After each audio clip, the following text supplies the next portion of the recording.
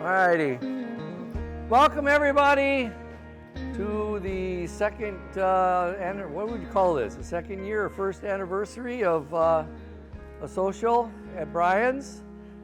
Thank you, Brian, for hosting. I want to thank Stephanie for helping put this together in land conservation. She does a lot of work and puts lots of her free time involved in this. So she is kind of our backbone for the Cedar Creek farmers. So thank you, Stephanie. April 6th, I have Kernza planted. It's its 5th season.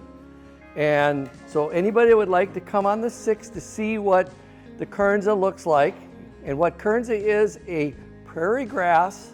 They created it in Kansas, I believe, and they've crossed it with wheat. So now you can harvest this prairie grass. You plant it once, and then it comes back year after year after year. Every 10 years, Department of Ag requires the county to update the Farmland Preservation Plan. That is currently going on right now in Washington County. We have been working on it since in 23 and 24. April, you'll get another $10. That's 20 bucks now.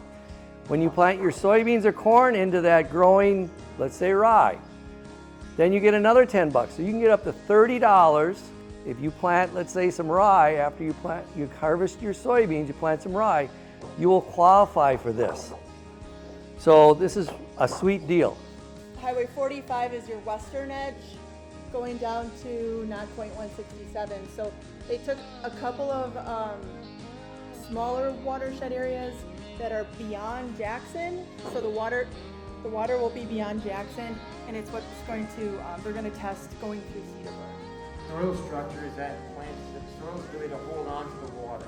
So the excess gets flushed, and what it needs, you can hold on to, and that was kind of the point of this. And so this is the year they say that tiling pays for itself.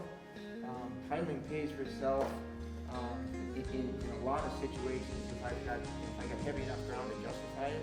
The symptoms on the right and left, you've got that yellow leaf with the veining in it. And the reason I list that is when you have this much time with this kind of weather, one of the things that you really got to be watching for, whether it's corn or wheat or beans, is one thing about last year is and I don't know how dry your farm was, but generally we were pretty dry, so we didn't have a lot of biological activity.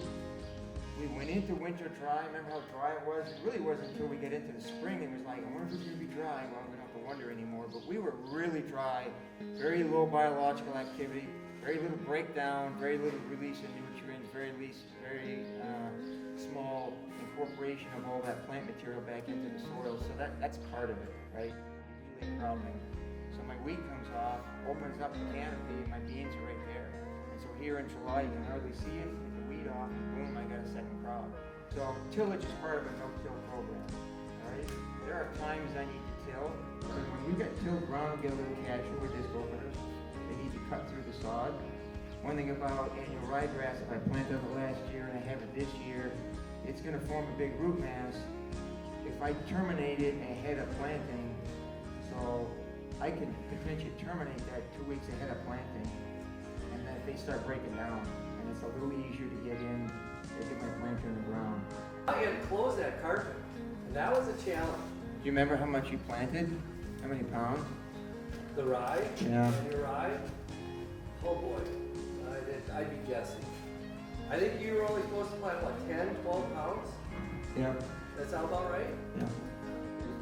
The idea of where I'm coming from is if you're going to try and improve your soil, you got to do it through the plants. You can't do it through the soil up.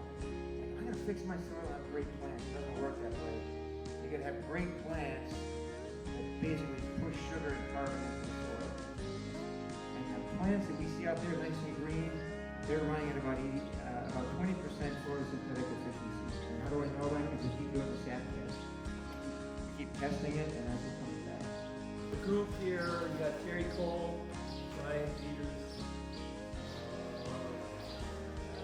Dave Ozzie, Oh, you didn't leave yet, Al? Al Dornacher? And who else? Jake? And then you got Chuck from Reach Michelle. Did I miss anyone? Cool. I just wanted to share that. Thank you for coming. Hopefully the food was good.